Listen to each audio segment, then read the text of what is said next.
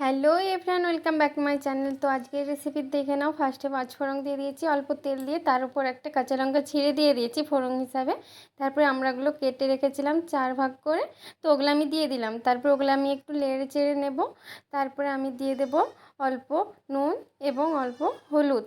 তো দেখো, ওটা আমি ভালো করে নেড়ে চেড়ে একটু ভাজা ভাজা করে নেব।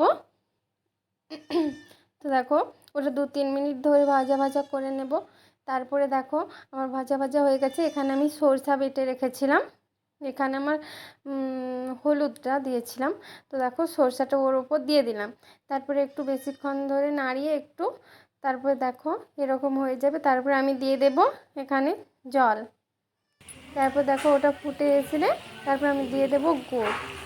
তা দেখো, আজকের রেসিপি ছিল সরষে দিয়ে গুড় দিয়ে আমড়ার চাটনি আর কি। তো দেখো, বেশ সুন্দর খেতে, চাইলে তোমরাও বানিয়ে খেতে পারো। তো ব্লগটা এখানে অবধি, টাটা।